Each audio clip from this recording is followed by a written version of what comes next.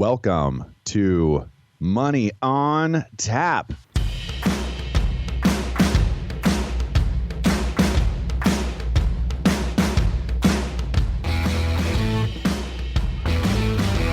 Money on Tap, your personal finance headquarters, where we bring out the professionals' experience and some fun in what we call three-dimensional investing, utilizing insurance, brokerage, and fee-based planning. That's what we do on this show. We look at all sides of the issues, and we bring a fully independent planning perspective to the table. Welcome back. You're listening to Money on Tap. We are so glad to have you on board with us today. You can reach us at 855-226-8551 or info@yourmoneyontap.com. We've got a loaded show for you today. We're going to be talking about 12 things you need to know before buying stocks. There's a lot of activity out there. There's a lot to talk about, but we want to get back to some of the basics and give to you or impart to you some wisdom about the market, what it is, how you could be engaged, how potentially this is not your time to be jumping in or doing something right now. Either way, we're going to give to you 12 things that are important for you to pay attention to. I'm Seth Krussman. And I'm Ben Brayshaw. This is Money on Tap. And if you're new to us, welcome. If you're a return, welcome. And we want to thank all the people out there that have been calling up lately, bringing not only topics to the show for us, things that we love to have conversations around, but also asking us the questions that are important for them in their personal finance to help them make the right decisions for themselves today for the next 10, 20 years. That's right, Seth. That's us. Hey, you forgot one of our listeners. We've got the new, we've got the return, and we got the fans. We got the fans page. So welcome to you fans as well. Seth just kind of overlooks those. Bum. That was the bus right there, backing over me and driving off again. So I'm going to give you a hard time today, Seth. It's going to be a good one. I'm going to ignore what I just heard. There's something that's more important than Ben backing the bus over me today, folks. This is actually really valuable for you. If you are looking for resources, if you're trying to find help, if you have something out there that you're kind of working through, or a conversation that you're having at the dinner table, we have got so many resources for you on our website. They're free to you. So one of the things that I wanted to bring to the table today is a resource for you wherever you're at. If you're having those dinner table, coffee table conversations. Or Zoom conversations, Seth. People aren't getting together at the coffee table. I don't know what I don't know what you're doing for social distancing, bud. Well, but that's you know what? With my own family, doggone it, I am not going to Zoom call. But hey, they're all doing it, and you might be one of those people that should do or want to do it too. Anyways, this is our website. It's BrayshawFinancial.com. B as in Bravo, RAY, S as in Sierra, HAW Financial.com. That's the name of our company too, and it just happens to be Ben's last name. It worked out like that. I don't know how that happened. It's a strange scenario there, Seth. Hey, we've got a lot of resources there. We really focus on with our clients trying to get the best of technology, the best of the most up-to-date information available, and a ton of topics that you might be having, conversations that you might be having, videos that you can just grab a hold of and really start to dig into what's of importance to you. And next step, have a conversation. Give us a call. Yeah, that's one of the things, Seth. People are scared to call, and I don't blame them. There's just so much out there, and there's so many questions. But we're going to talk a little bit about that today. And I'm kind of excited about the show in a lot of ways because it's really relevant to what's going on because there's so much in between, back and forth. What should I do? Invest in stocks? Don't invest? Corona return? We got a lot of stuff coming up, folks. Next, we have money in the news.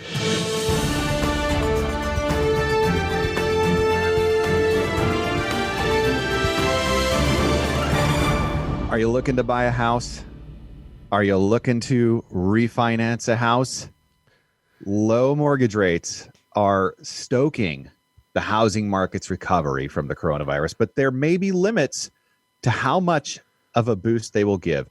This brought to you by MarketWatch Jacob Passy. And gosh, we've got a lot of friends in the industry, and it is really an interesting time, depending on where you're at. I mean, you could have very low inventory in the housing market right now, exacerbated by super low rates and everybody trying to grab up and snap up real estate. Yeah.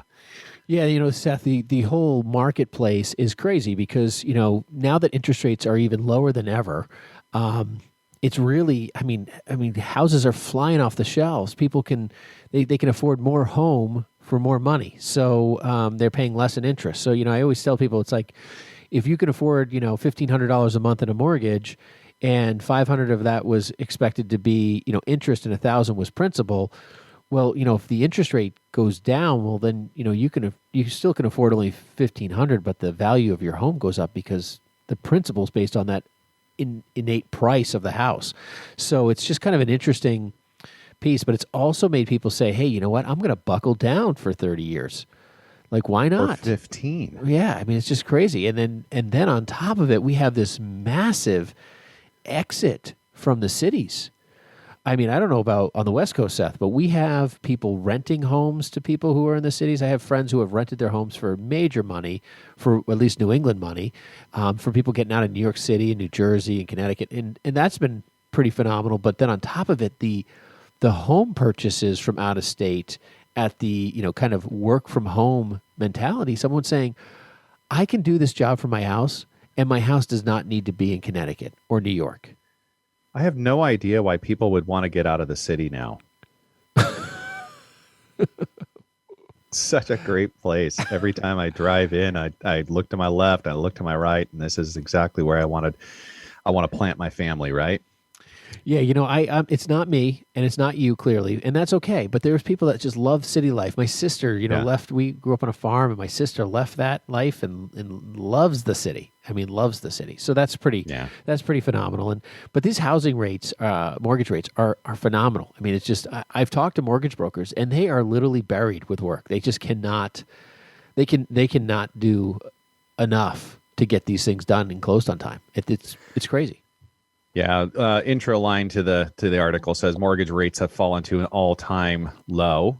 Okay, but here's the kicker: for a fourth time this year, in 6 months, we've seen this just bounce across the bottom.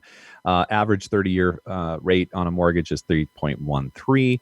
On a 15-year, and this is a fixed, and on 15-year, it's 2.58. Well, that's interesting because I think this is the straight rate.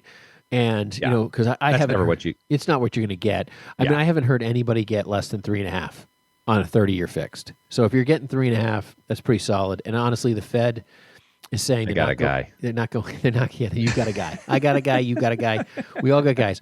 But, 3.5 seems to be pretty standard. If you get anything better than 3.5 right now, that for 30-year fixed, that's phenomenal from anything I've heard. So, but borrowing money at this time period may not be possible for some people who are out of a job. I mean, there's, 20 million some odd Americans that are out of a job that have no chance of refinancing on these low rates. Mm-hmm. And so that's one of the things that's a little crazy. I wish there was an incentive for banks to restructure loans that are currently on the books to create less default. Yeah.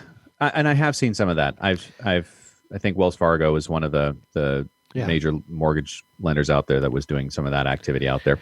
Yeah. So this is a bit of a contrarian, right? The contrarian point of view on what's going on out there.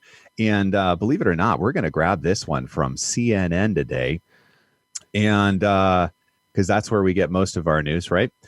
Is headline here by Matt Egan. 190 oil sounds crazy. $190 oil, Seth. $190 oil sounds crazy. But JP Morgan thinks it's possible even after the pandemic.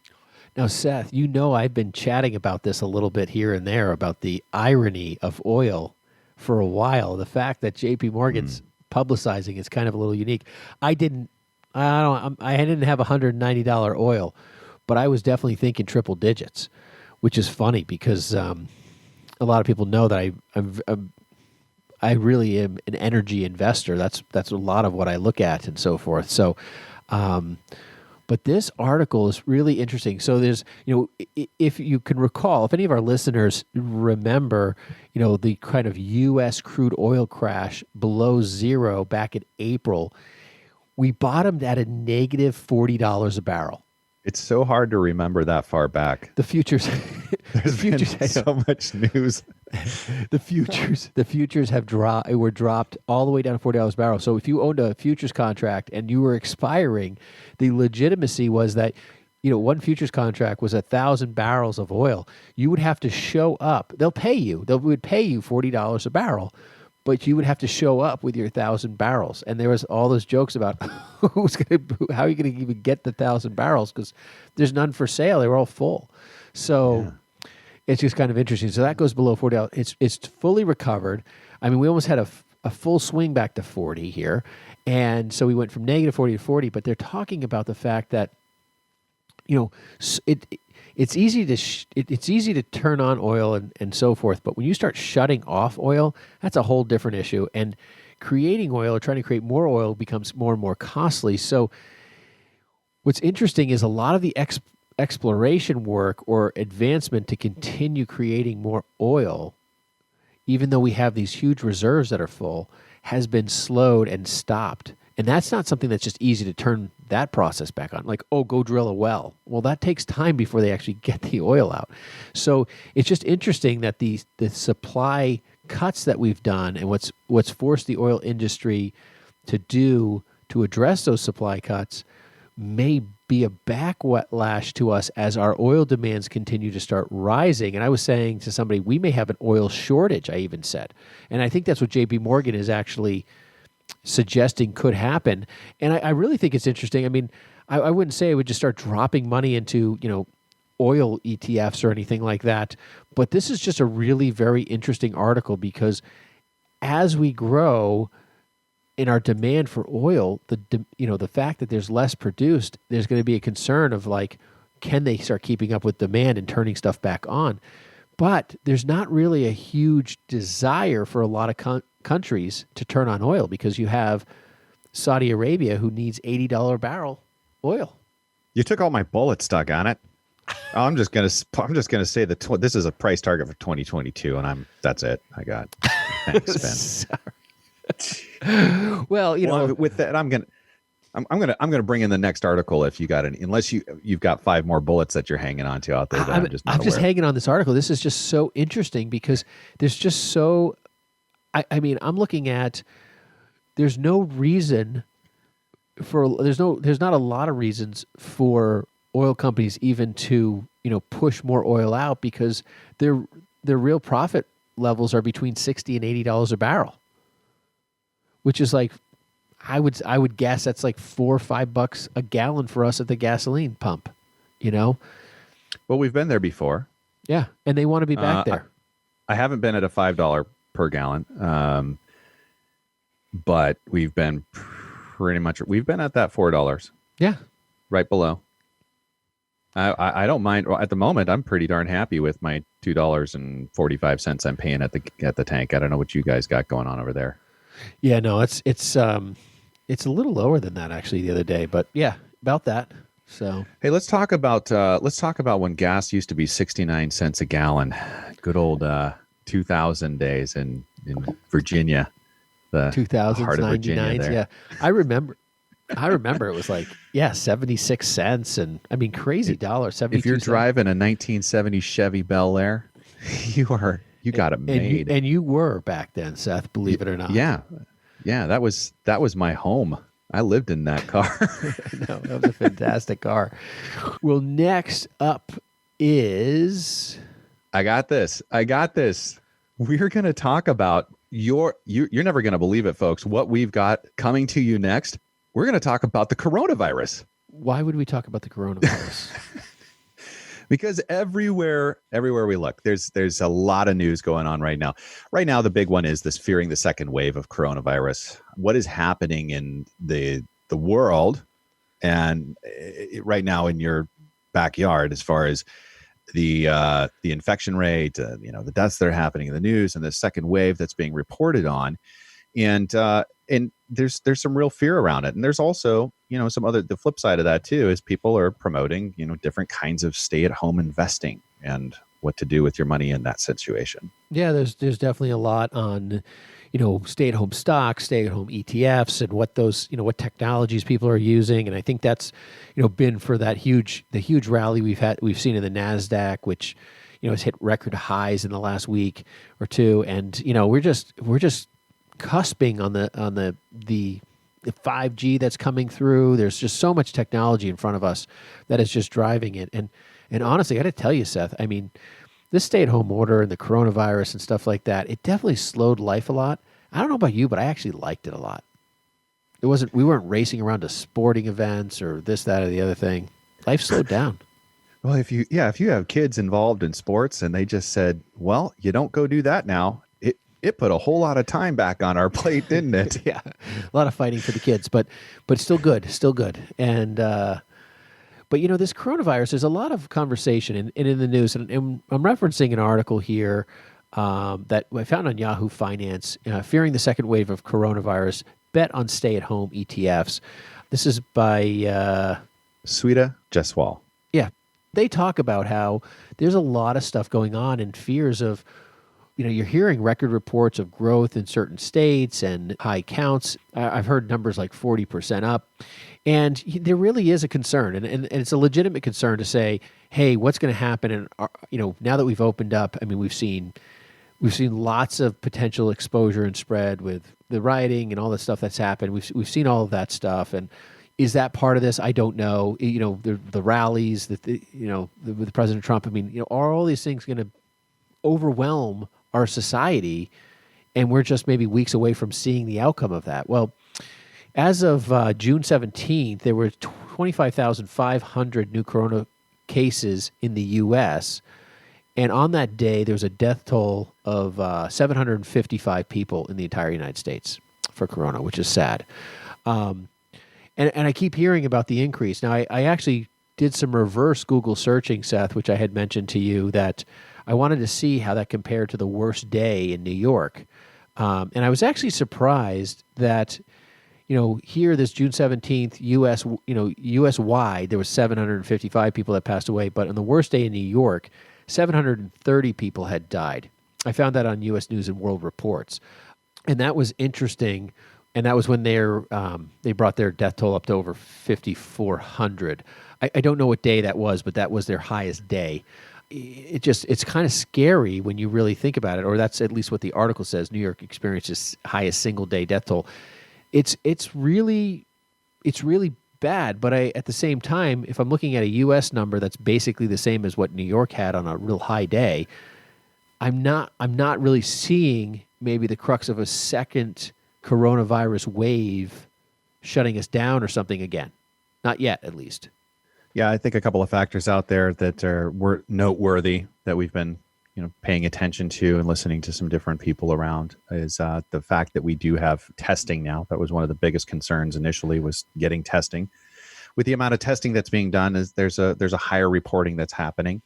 And the other part of this is we now have a greater understanding around who's susceptible here. And if you're under the age of 54, you have such a small, tiny, minute possibility of contracting and not recovering from this. Right. And it really is that population over the age of 75 plus that is very susceptible to, death being an outcome. And largely we're protecting and trying to put into place the pieces that need to be there to protect that population.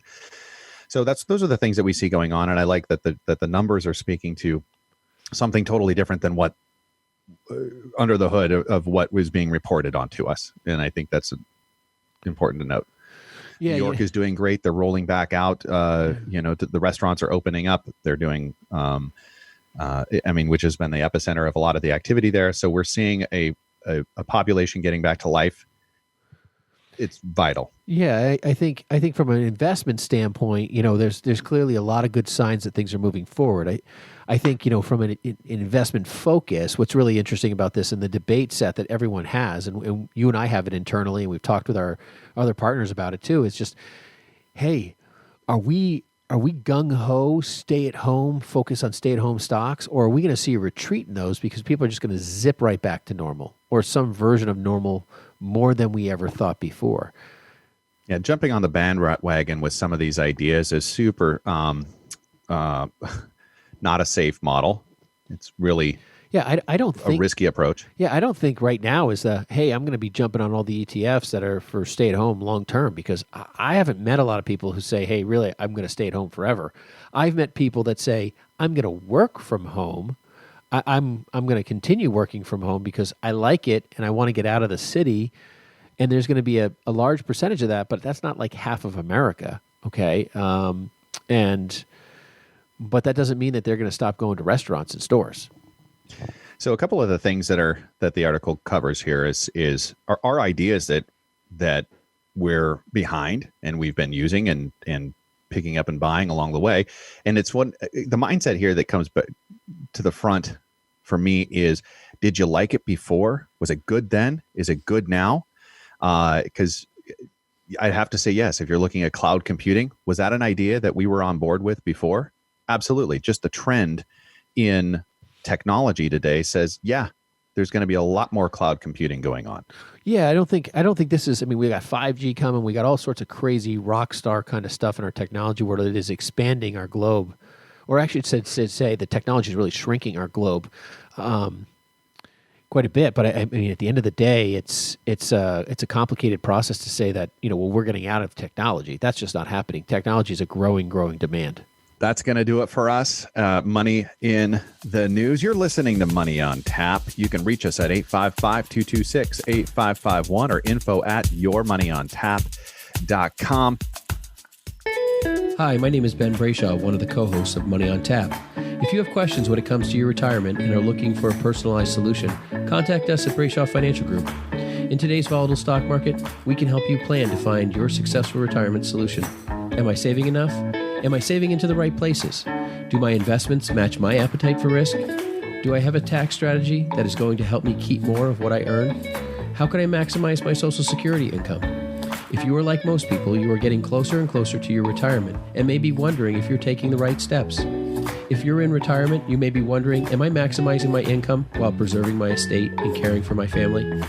We talk about all things financial in what we call three-dimensional investing, putting a plan around your financial future. If you feel that now is the time to start getting the answers to some of these questions for your own situation, give us a call at Brayshaw Financial Group at 855-226-8551. Headquartered in Bedford, New Hampshire, we have offices throughout New England and across the country.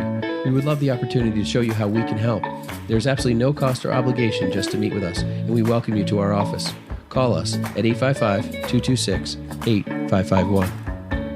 Now back to Money on Tap with Ben and Seth.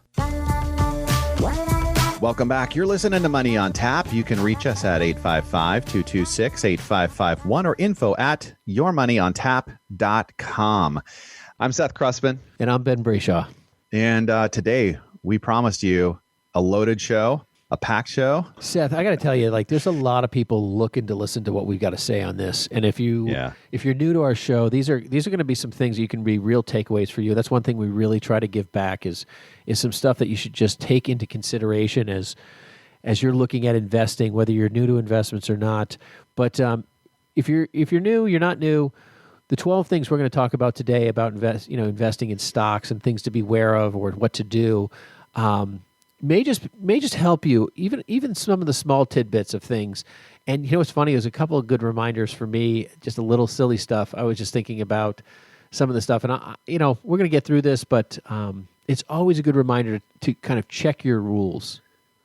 Check the rules and make sure you're abiding by your own rules. I thought that show we did a few weeks ago about, it was a month ago, on Warren Buffett breaking his own rules. Don't break your rules if you're solid on them. That's usually where it works. So there was a reason that you put them into place, right, in the first place, and it was probably to keep you out of the emotional side that can happen when you're going in and working in the markets and trying to work with your own finances. It's hard to not be emotionally tied. We're going to get there. There was something really eye-opening this week that happened. And that was some of the saddest news that I've had come across my desk in this last year. And that was about a 20-year-old Alexander Kearns that he actually took his own life this last week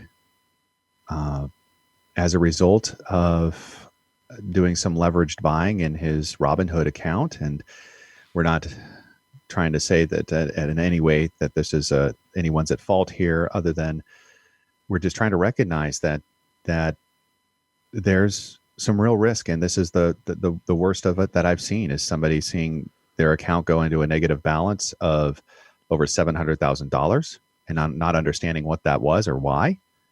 And ultimately making that decision.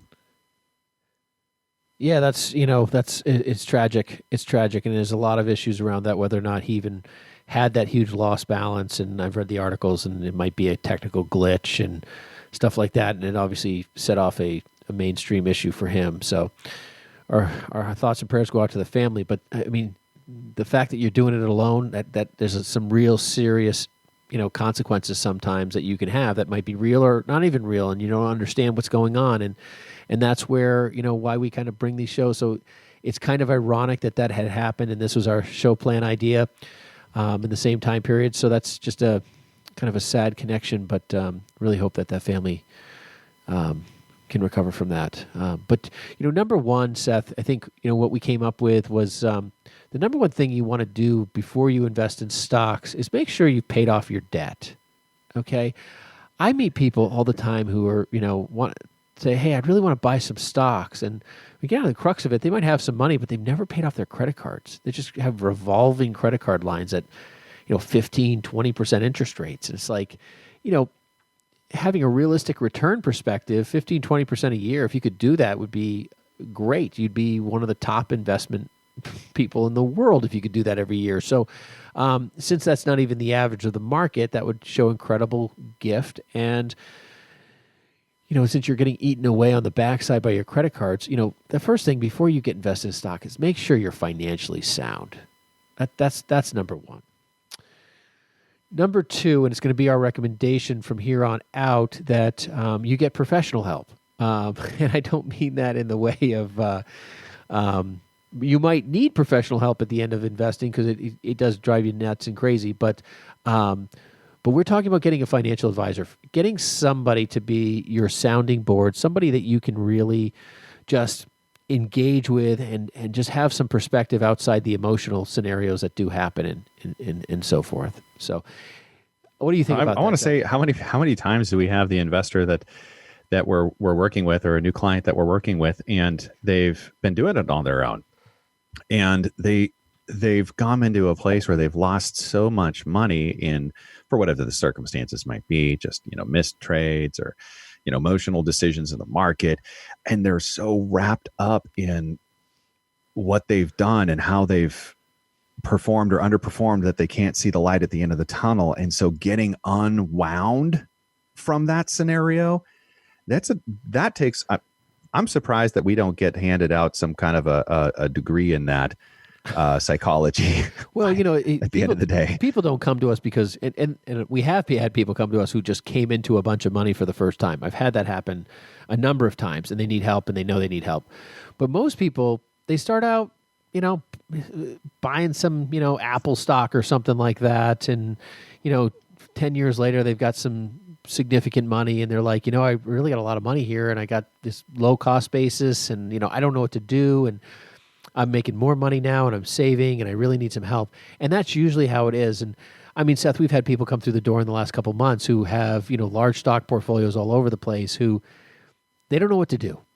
They have no idea what to do. They've got losses here. They've got huge gains there. And I mean, in this market, just because the market was down, it got basically crushed at one point in March, doesn't mean that all the stocks were down. I mean, some companies were booming. So people who had diversified portfolios may not have been that bad off. And I have some people who have massive gains in major technology stocks, but now their portfolio is so unbalanced, but they don't know what to do.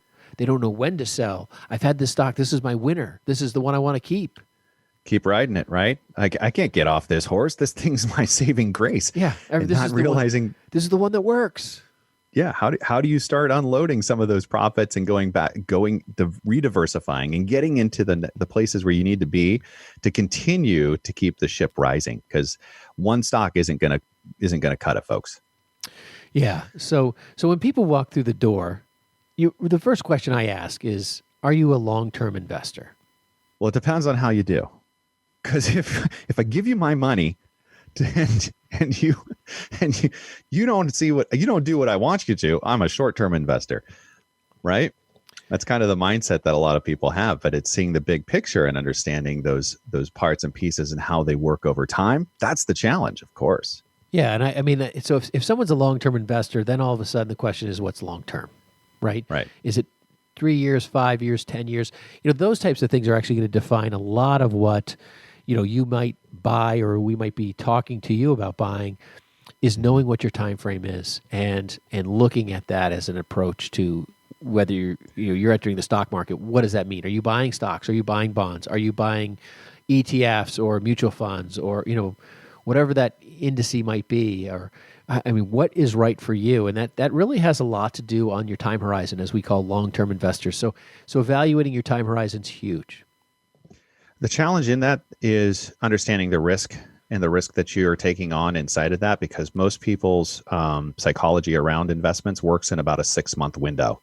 So if you're a long-term investor but your mind keeps pulling you into this 6-month window and you start having volatility happen in your portfolio, that's where so many people run into trouble and get off track and, ditch everything that they've been doing and try to, cobble this thing back together the best they can, or they just walk away from it because it's too painful. So always being brought back into that long-term mindset, because everybody should be in the greater portion of what it is that they're trying to accomplish, a long-term investor, right? Yeah, absolutely, Seth. You're right on there. We're going to get a little bit more into risk here in a minute, but number 4 we have is, return in the market is more than just the value of the stock getting larger. For some people, and there's a lot of conversation about value investing or dividends. You can just buy a stock and potentially collect some sort of yield, but it might not be a growth stock. It might not be a stock that's going to go up in value. And so understanding, hey, if you look at a chart, is that chart a chart that's flat? It doesn't have an upward trend. Well, maybe it's not meant to be. And so you got to understand, and I bring this up not because, hey, you should buy things that have dividends or not have dividends, or, but they have different purposes. And depending on the taxable or non-taxable side of the account, may be relevant or irrelevant to what you purchase, or have more relevancy. But honestly, how a stock brings back value could be different based on how it's designed or meant to be functioning for you. Number 5, don't try to time the market. Come on, Seth. Come on, I want to time it. It's inevitable at some point in time you're going to buy. And at some point in time, you're going to sell, right? So what are we saying when we say don't time the market? Well, if you take a look at history, right, in the market, and you see this market going up, up, up, people want to inevitably show you in a return scenario, well, here's the bottom, and here's the top, and here's the returns in between. But that's never how people buy and sell the market. So you have to take that out of it and say, if you don't buy the bottom and you don't sell the top, what do you have over time? And that's what we're saying, is that we're not trying to buy the bottom and sell the top. It's a great idea, but that is what timing the market would be. But being invested over time, coming back into looking at what are those returns or potential expected returns that we've got history giving us, that's what we're trying to use to understand what the value is here in what you're buying over time. Yeah, that's a really good point. And I think the thing about, trying not to time the market and so forth is, I always tell people, you're a participant. You are not the leader. You are not the creator. You're not going to be the expert expert guru. You're going to participate, and you want to kind of participate in the low sides and participate selling in the upsides.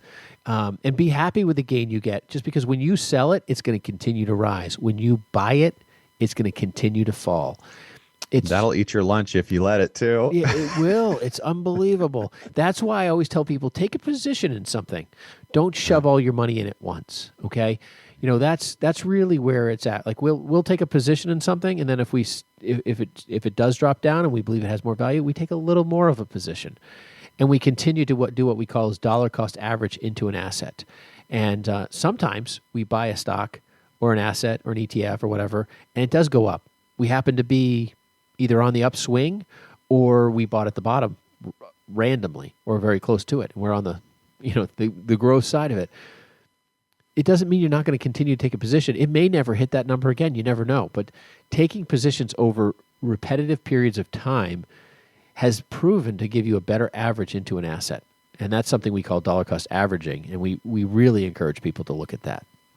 And if you are questioning what that is, and you're, for instance, you have a 401k or some simple IRA, something that is being contributed to regularly, and you've got holdings in that, and you've got 4 mutual funds or ETFs or whatever you've got that they've given you this portfolio that you should go into, because that's what a lot of the platforms will do.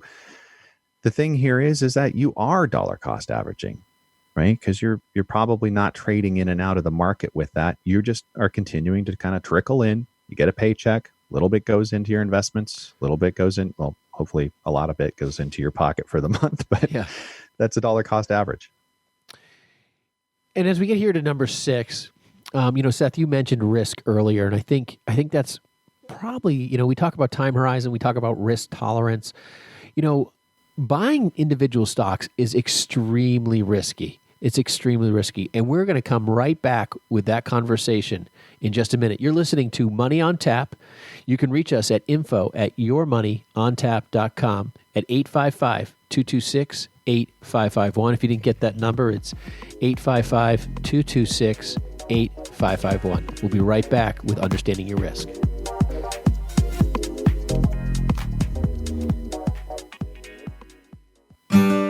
Hi, my name is Seth Krussman, partner with Brayshaw Financial Group and one of the co-hosts of Money on Tap. One of the biggest concerns and largest expenses people face today is taxes. Without thoughtful planning, taxes can destroy future retirement dollars, eliminating the possibility of a timely retirement or dreams of what you want retirement to look like. If you're like most people, you're getting closer and closer to retirement, and you may be wondering if you're taking the right steps. Will my income be enough? Will rising taxes force me to give up my dreams? How does inflation factor into all of this? These are real concerns, and you're not alone. Putting a plan around your financial future is what we do. If you have questions when it comes to your financial security, and if you're looking for a personalized solution, contact us at Brayshaw Financial Group, 855-226-8551. It's time for you to start getting answers to your questions. Headquartered in Bedford, New Hampshire, Brayshaw Financial has offices across the country. We'd love the opportunity to show you how we can help. There's absolutely no cost or obligation to meet with us. Call us at 855-226-8551. 855-226-8551. Now back to Money on Tap with Ben and Seth. Welcome back. You're listening to Money on Tap. You can reach us at 855-226-8551 or info@yourmoneyontap.com. We are talking about things to know or do before investing in stocks. And if you are an investor and you're looking to understand a part that we're going to be speaking specifically about next, which is risk, what we would ask you to do is to first of all understand your own risk. And to get a picture of that, we've got a tool for you on our website. You can go to BrayshawFinancial.com.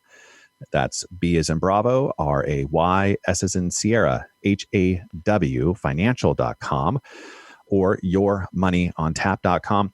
Either way, right there, we've got a resource for you. And if you scroll down to the middle of the page, it'll say, what's your risk? Or you can go to the top right and look at the resources. It's there for you as well.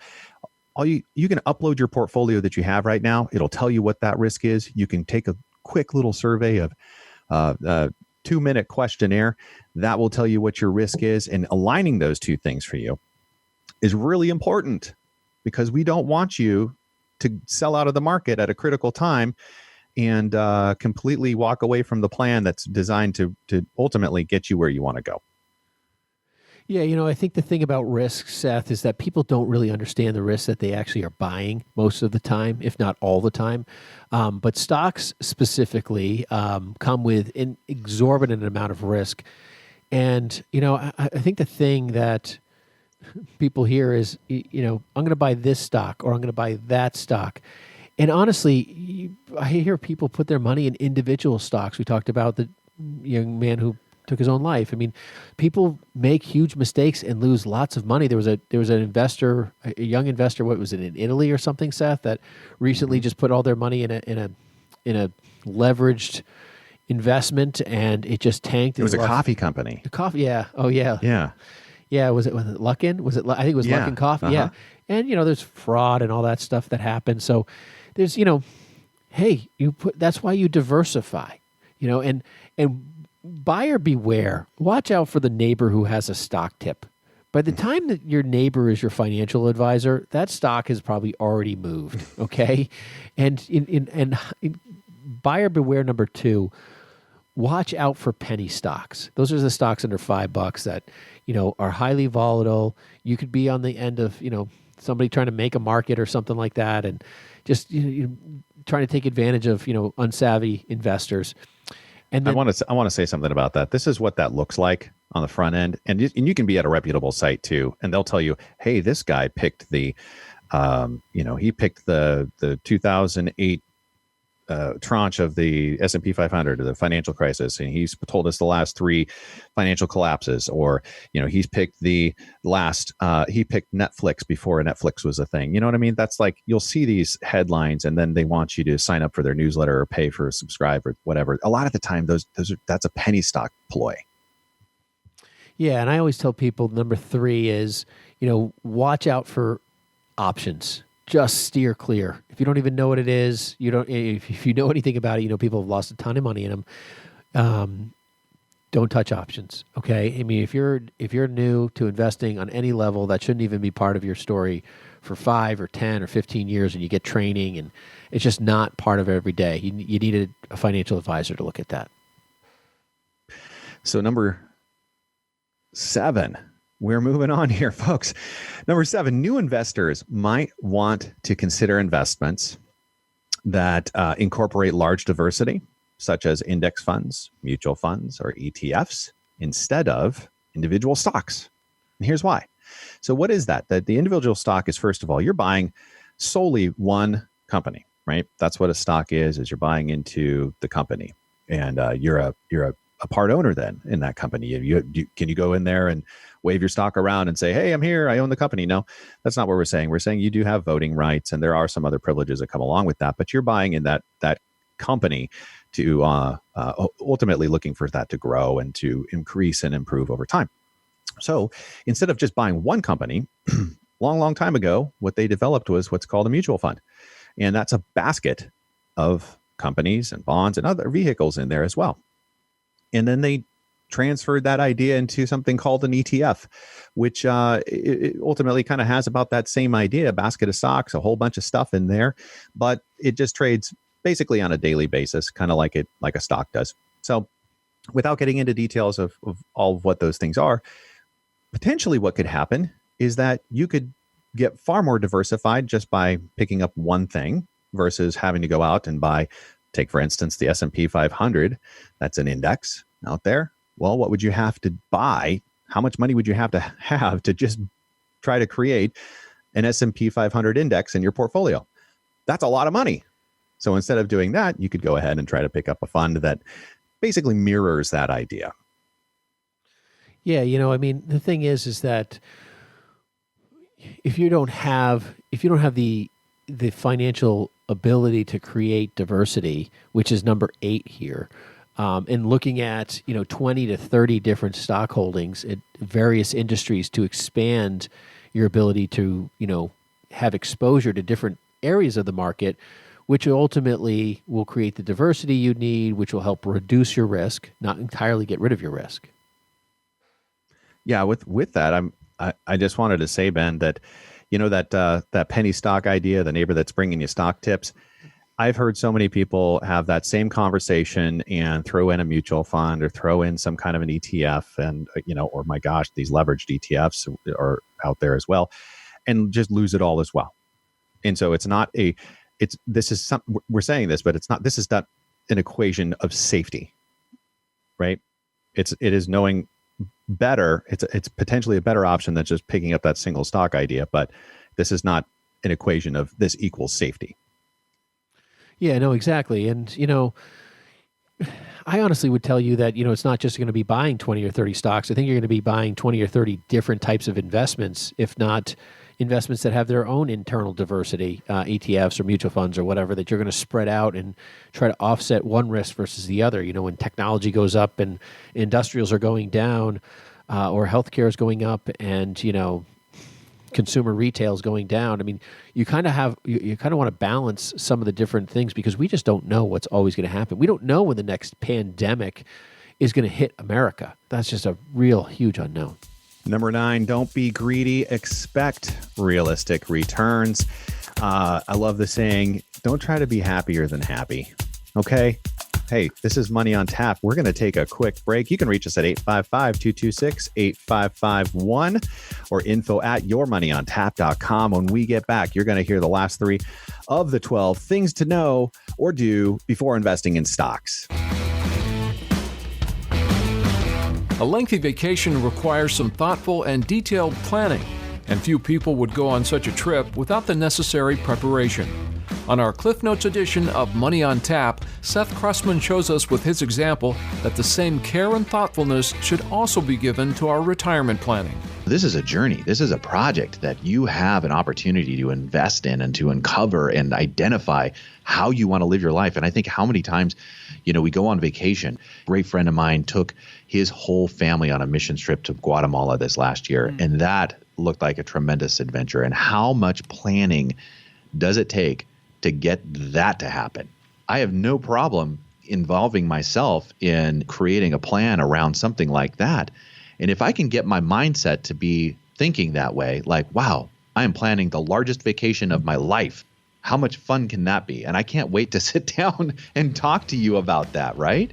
Thanks for joining us for this Cliff Notes edition of Money on Tap, with great tips from the pros in 3-dimensional investing, utilizing insurance, brokerage, and fee-based planning.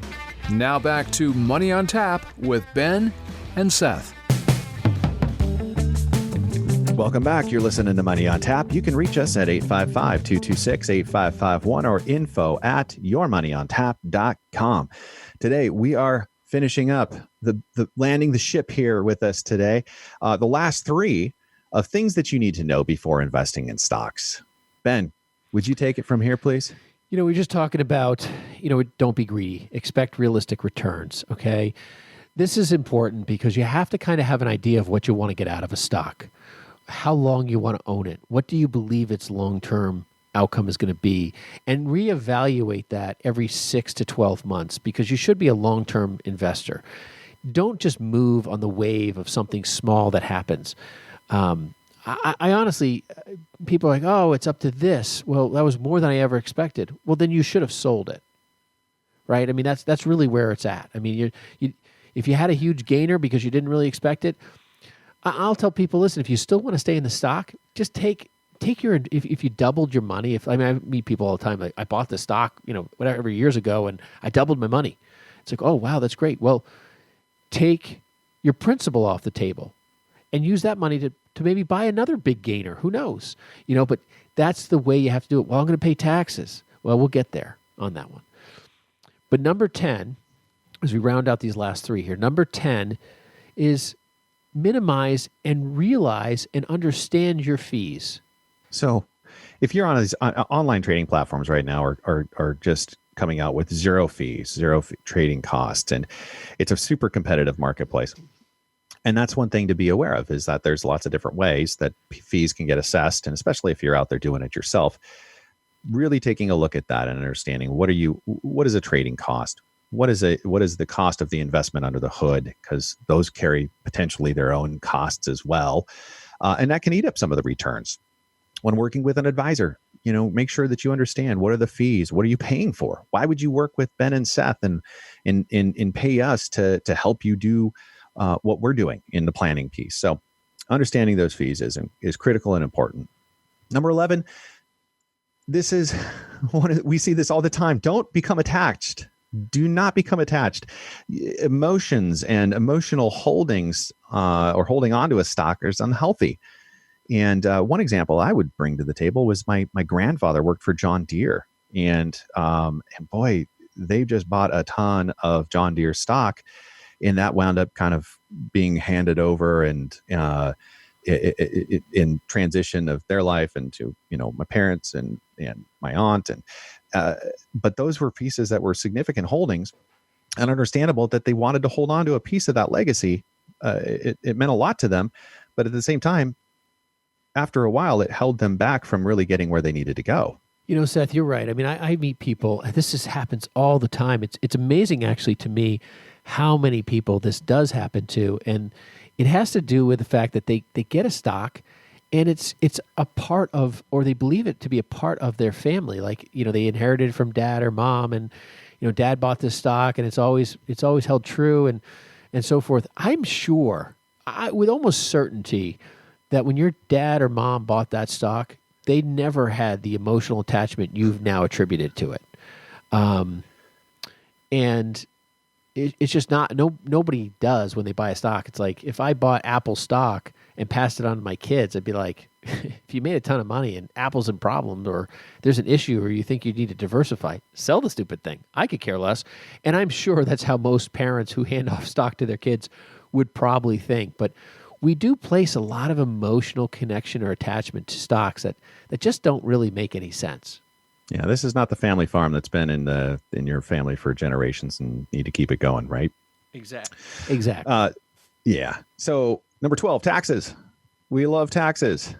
Well, it's important for you to understand and to know what's your tax liability, because there's potentially going to be some taxes if you have some gains, especially we're talking non-qualified or taxable accounts. If you sell that stock and you've got a bunch of gains in there, and it's going to be different for the long-term hold versus the short-term hold, and knowing what it is that you're selling when you're selling is going to make a big difference, because taxman's going to come around the end of the year and say, give me mine.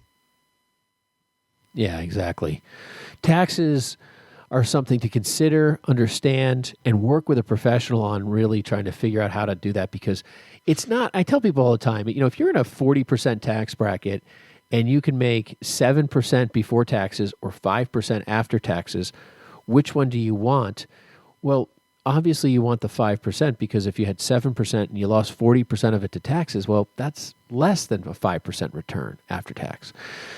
And you need to understand that and how it's going to impact you. And I've had conversations recently with clients, and some who have, made some money in some, random stocks that have risen right now. And I'm like, hey, selling right now doesn't make sense, because you're in an ordinary income tax bracket that's pretty high, and you haven't owned the stock the 12 months to get the long-term cap gains rate. And so you're going to pay ordinary income tax on that gain. And honestly, I think the stock could be a long-term hold. If anything, even if it stays the same value, though we take a risk it could drop, even if it stays the same value, you're going to actually make more money just by holding it. And that could be 10, 15% return in tax savings. So, just by holding it for the 12 months and going from short-term gain to long-term gain. And that's a whole conversation you need to have. And I find that a lot of first-time investors go out and they make some money and they sell it. And it could be a long-term hold, and they just have to be patient. But people are not patient when it comes to stocks. And when it comes to your own money, you're not patient, because you don't want to lose it, but you want to make it. And it just becomes an overwhelming process. So rule of thumb, ordinary income taxes is not your friend. Just remember that. That's for sure. Thank you. You've been listening to Money on Tap. You can reach us at 855-226-8551 or info@yourmoneyontap.com. You can also find us at Facebook. We're at /3D Investing. We're also on Twitter at BFG_LLC. And as always, you can also find us at yourmoneyontap.com. Thanks for listening. Thanks for liking our podcast. We appreciate you, and we can't wait to make it a great day and a great life with you here at Money on Tap.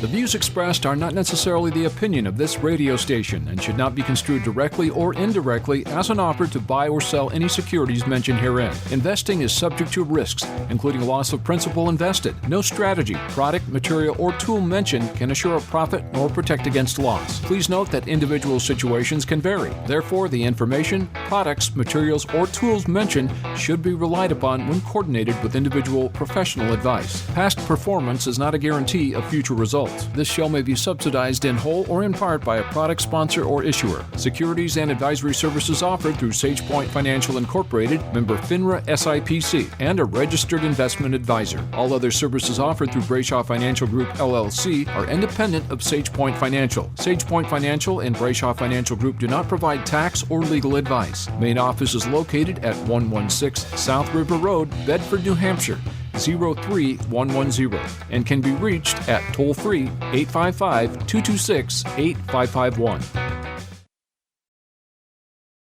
Well, bye.